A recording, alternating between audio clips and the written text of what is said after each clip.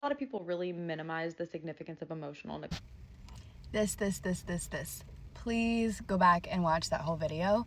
I actually started creating this page for that purpose. So emotional neglect is something that I experienced, that so many people that I know have experienced. And as she talks about in that video, that oftentimes when we do have survivors of abuse, when we have experienced some really significant trauma, that the actual act of the trauma, of course, is awful and has its own scar, as she mentioned, but attached with the emotional neglect portion, not having an appropriate support system, not having validation, not having someone to walk through it with you, not feeling supported and validated in your experience is the most damaging part, right? And so she begins to talk about attunement, attachment, that lack of attunement and attachment ultimately create this phenomenon to occur, right? And she described it as a developmental trauma.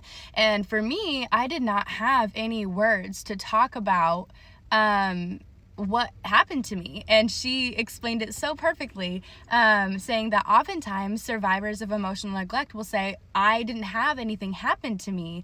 And we'll look at all of these other things and say, I don't have any justification to feel the way that I feel. I didn't go through sexual abuse. I didn't have anybody hit me. I didn't have a lot of death. And for me, like, my parents were married. I came from a very traditional Christian family unit. I had my basic needs met. I had all of these things, but I still felt this way. And when she began to talk, she had said, at the end of the day, it's what didn't occur, right? And so this is, it's revolutionary to be able to have these kinds of conversations. And this is why I created this page, because at the end of the day, that's the perfect phrase. It is what did not occur. It is impossible for a child, for a baby, to not have a appropriate attachment, an appropriate attunement, where they are learning and understanding what emotions are, what feelings are, what feeling supported is like, and have that be continually present throughout their life, and not feel like they have a right to their feelings. Like, if someone is able to be present in all of those ways, they are learning developmentally what is appropriate. They are learning that it is okay to feel the way that I feel. It is okay to have a response. This is normal. It's okay to need and rely on someone else. If you are consistently in a position where your attunement is not healthy, where your attachment is not appropriate, where your needs are not being met emotionally, where you are neglected, where you are diminished, where you are constantly told that your response is inaccurate or inappropriate, then at the end of the day, you grow up as essentially a robot, because you internalize all of these feelings, believing that every natural, instinctual, primal, emotional response that you have in your body is wrong. That there is something wrong with you. That there is no reason for you to have the feelings and the experience that you have. And so instead, what you do is you decide, I'm going to shut it off. And however trauma decides to work in your brain, you may be repressed. You may be emotionally shut down. You may become overly attached and overly anxious and hypervigilant and overly concerned about everyone else. I have just recently learned that I learned empathy through the fact that I needed to be there for other people so that they maybe could be there for me. Every action becomes externalized. You are by nature then conditioned to separate yourself from your internal being to your external being. And for me personally, I learned that my identity was my external self. My identity was what I could do for the environment, what I could do for you, how I could be there for you, how I could be empathetic for you, how I could listen to you, how I could make sure that there wasn't conflict, how could I mediate the situation, how could I problem solve enough in this environment so that hopefully everybody feels happy, and that should be enough, and I still didn't feel happy because I did not have an emotional identified internal self. I am 27 years old. I'll be 28 in a few months. It has taken me 10 years. 10 years.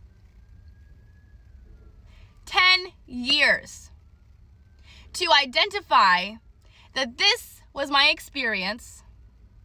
This is why I feel the way that I feel.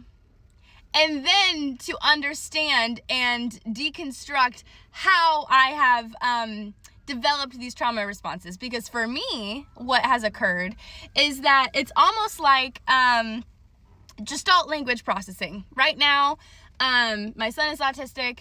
I am, I believe, self-diagnosed autistic, and my son is the first one who's ever been through an evaluation, and we know these things now, right? And through his diagnosis, I have learned some things that I didn't know prior, because we don't teach things. And what I learned is that language is understood and is developed in several different capacities, and that several neurodivergent and autistic children will develop language in Gestalt processing. And that basically means that instead of learning word, and we're building a cat, boy, ball, we learn a phrase. This is a ball. I am a boy. And then we take that phrase and then we start to piece out the words. And once we have pieced out the words, then we will utilize them in new phrases. So we learn a phrase, we deconstruct the phrase, we reconstruct a phrase, right? That is exactly what I had to do with my own trauma. I knew that I was a people pleaser. I knew that I was a perfectionist. I knew that I internalized my feelings. I knew that I didn't feel safe and supported and present. I knew that I didn't feel heard or seen. I knew that I was anxious attached. I knew that I struggled with self-care. I had no idea that it was because I did not have an internal self. I had an external self. My job was to role play. My job was to be a good daughter, be a good student, be a good family member, be a good community member, be a good service member, and I appreciated and wanted to do all of those things. And so I did. And then still didn't understand why I felt the way that I felt, why I knew that my family dynamic didn't feel good to me, even though there was nothing wrong with it. This is so important. We are in a day and age right now where we are discovering that at the end of the day, there are 1,000 ways that we can experience trauma. And it's my personal belief that, like I mentioned before, those who experience trauma, and from my years of clinical experience, that again, it's the what didn't happen. It's the emotional part. It's the mental part. It's the spiritual part. It is the essence in our spirit of how our spirit is damaged because of what did or did not happen to us. And if you've experienced any of those tangible traumas, you've also experienced this, right? There's intersections there. Because something didn't happen. Something didn't protect you. And what do you do, and how do you move forward, and how are you supposed to understand healing in this emotional neglect, psychological abuse, truthfully, right? Because you're not developing an identity, you're not developing milestones appropriately, you're never attuning to self, because you're never taught to attune to self, you're never attuning appropriately to others, right? It is mind-blowing. This is where we are at. This is what we need to be talking about. And if you're interested in this kind of content, check out my page. I'm talking about this stuff. Please go check out Same Black Line on YouTube, on Facebook, on Instagram. I am talking about how to heal from these things through a creative lens, through a community lens, and we'll be talking about this in more depth because this is where we need to start. Thanks.